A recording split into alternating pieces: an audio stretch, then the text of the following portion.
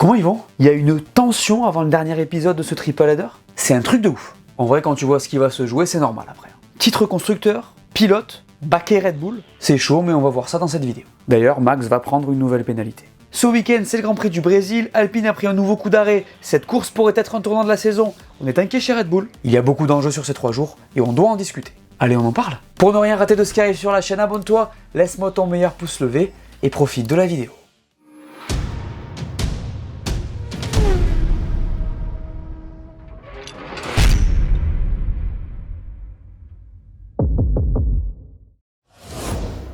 Nouveau coup d'arrêt pour Alpine. C'est un peu embêtant, mais je vais vous expliquer. Vous en aviez peut-être entendu parler, en tout cas je n'avais pas abordé le sujet ici, mais la FIA avait identifié Alpine et Honda comme les deux motoristes ayant enfreint le plafonnement des coûts de moteur. Oui, ça existe depuis l'an dernier. Les deux entités sont coupables de violation de procédure du règlement financier des groupes motopropulseurs, et on sait maintenant qu'ils devront payer respectivement 400 et 600 000 $ à la FIA pour cette infraction. En fait, ils avaient été épinglés au moment de l'audit de la FIA pour l'année 2023, et donc doivent s'acquitter de cette superbe amende, dont ils n'avaient pas besoin. Ce qui est relou surtout, c'est que vous l'aurez sûrement compris, mais ils n'ont pas dépassé le plafond des coûts, ils ont juste mal géré les procédures. Du coup, pour rentrer un peu dans le détail, Honda aurait fait des erreurs dans ses documents, et Alpine aurait transmis les siens trop tard et aurait omis des informations importantes. Ah oui, c'est embêtant. On est d'accord. Donc voilà, on s'est mis d'accord avec la FIA, et on va payer ces deux petites amendes. Ça reste absolument pas optimal pour Alpine, qui n'avait pas besoin de ça. D'ailleurs, allez voir cette vidéo pour connaître les plus grosses amendes de l'histoire de la F1, et rigoler un bon coup dans certains cas. Les enjeux de ce Grand Prix du Brésil sont nombreux, et vous devez les connaître. Alors vu qu'on est dans un triple header, je pense que vous êtes au point, mais c'est toujours cool de poser le décor avant un tel week-end. Parce qu'il y a plein de choses sur la table. D'abord, le championnat constructeur. C'est une dinguerie ce qu'on voit depuis 2 Grands Prix. Pour vous donner une idée, depuis le retour de la pause, Ferrari a scoré 96 points, McLaren 50, Red Bull et Mercedes 37. Vous avez bien entendu, la dynamique est en faveur des rouges, fort. Il n'y a plus que 29 points d'écart entre McLaren et la Scuderia. Sur cette fin de saison, tout est possible, et le Brésil va énormément compter. D'ailleurs là, il y a un truc qui commence à peser particulièrement dans cette bataille, c'est Oscar Piastri.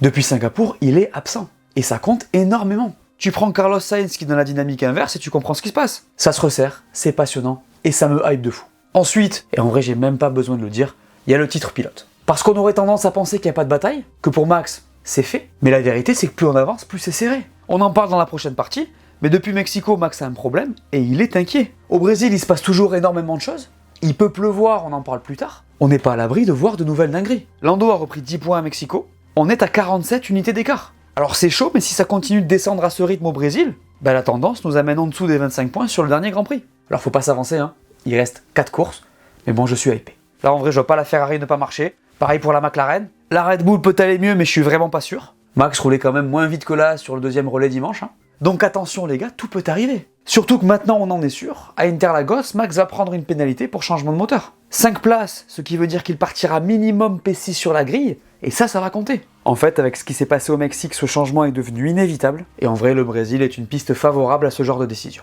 D'ailleurs je vous parle de 5 places car il avait déjà pris 10 en Belgique et que la règle veut que tu prennes d'abord 10 puis que ça passe à 5, mais il est aussi à la limite sur le turbo et d'autres pièces, donc on n'est pas à l'abri de le voir prendre plus puisque c'est 5 places par pièce. Dans tous les cas, ça va être intéressant à suivre. Ce week-end, il y a aussi un sprint, faut pas l'oublier.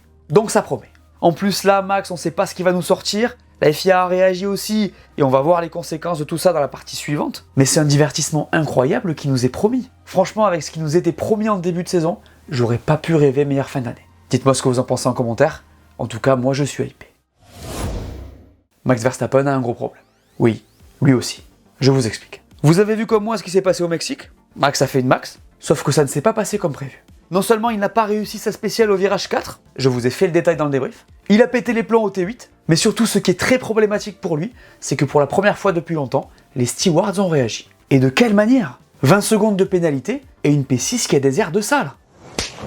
Non mais oh! Parce que non seulement la voiture était loin des autres en course, mais en plus maintenant la FIA l'a dans le viseur. Et là ça devient embêtant pour Maxou. Parce que ça veut dire que sur le papier la conduite agressive ça peut lui coûter cher, donc ça va peut-être créer un précédent. En soi il ne peut pas se permettre ce genre de situation. Alors lui il a clairement dit qu'il s'en foutait et que la prochaine fois il pouvait lui mettre 30 secondes, mais je suis pas hyper sûr que ce soit vraiment ce qu'il pense. En vrai vu la dynamique je pense que Max est inquiet car il n'a plus vraiment le contrôle sur le championnat en dehors de ces manœuvres là. La Red Bull est largement en retrait, son coéquipier est inexistant, et maintenant Ferrari est là pour potentiellement s'intercaler entre Lando et lui. Il n'a pas gagné depuis 10 Grands Prix les gars.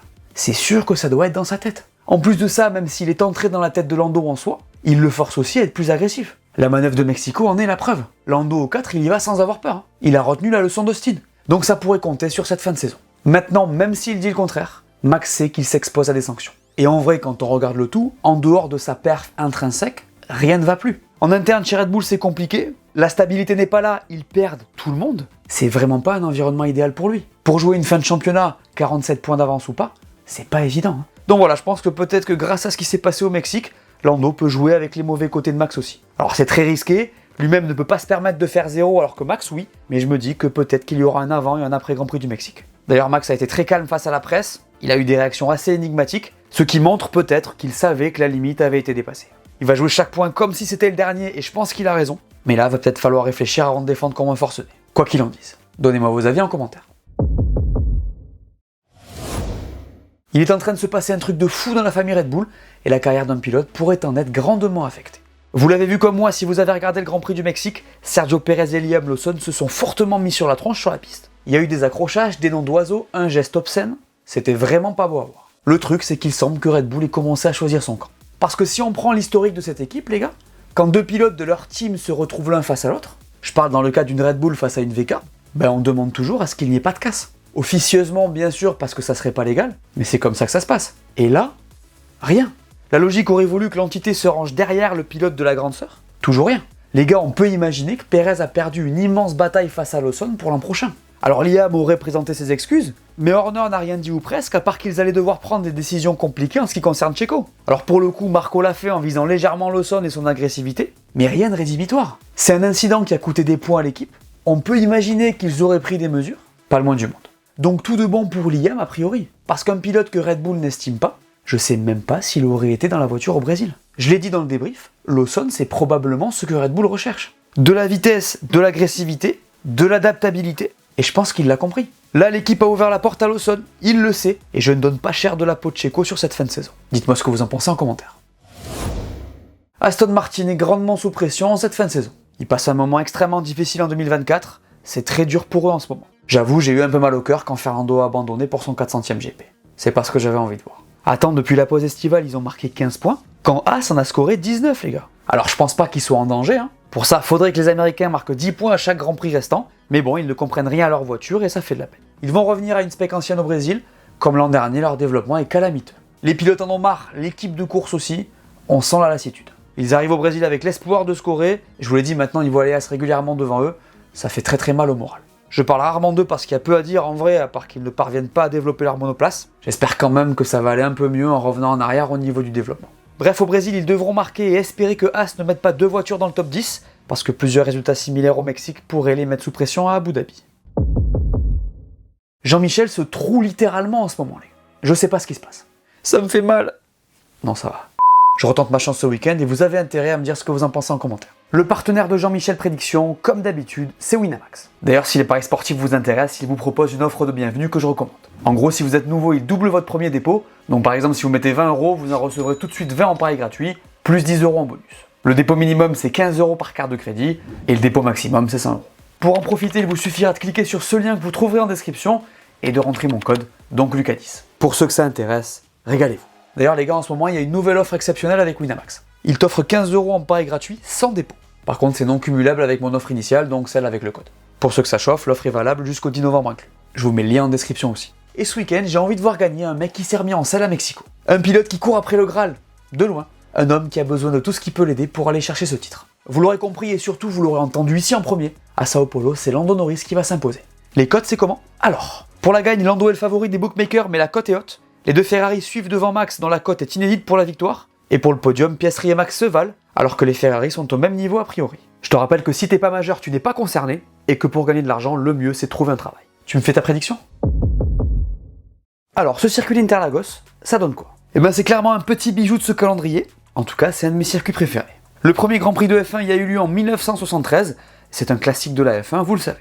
On fait un tour ou quoi? Allez, c'est parti dans la ligne droite descendante de ce circuit où les pilotes auront le DRS. Au premier virage, on saute sur les freins et on plonge à gauche dans les S de Senna. Dans le virage, il faudra garder le max de vitesse en remontant le plus tôt possible sur les gaz, même dans le numéro 2. Là, c'est à fond dans cette nouvelle ligne droite où les pilotes auront le DRS encore une fois. Au numéro 4, on rentre très fort à gauche et on monte tout de suite sur le vibreur pour repartir le plus fort possible vers une nouvelle pleine charge, sans DRS cette fois. Dans les 6 et 7, il faudra amener le plus de vitesse possible, et au 7, on saute sur les freins pour entamer cet enchaînement de virages lents qui nous amène au virage 10. Ici, la traction sera hyper importante pour foncer dans la pente incroyable de ce circuit. Le deuxième secteur se termine ici. Au 12, il faudra à nouveau monter sur les freins, et la réaccélération ici sera vraiment clé, puisqu'on va entrer dans la plus grande pleine charge de ce tour. Donc là, c'est à fond, et après le virage 14, c'est la ligne d'arrivée, et donc la fin de ce tour. Vous aimez ce tracé?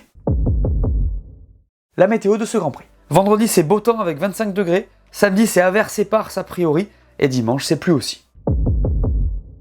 Le programme du Grand Prix du Brésil. Vendredi à 15h30, on aura les essais et à 19h30 les qualifs du sprint. Samedi à 15h, ce sera le sprint et à 19h les qualifs. Et dimanche à 18h, le Grand Prix. Pour ma part, vendredi soir, je serai en live pour le premier React. Samedi 14h, je serai chez Pole Position. Le soir, on se fait les qualifs sur Twitch. Et dimanche, je commenterai aussi le GP en direct. On se voit pour le débrief. Voilà, merci à tous de m'avoir écouté, j'espère que cette vidéo vous a plu, laissez-moi un pouce bleu, dites-moi en commentaire ce que vous pensez qui va se passer ce week-end. N'oubliez pas d'aller voir mes dernières vidéos que vous n'auriez pas vues, dites-moi tout, et on s'abonne. Allez, ciao!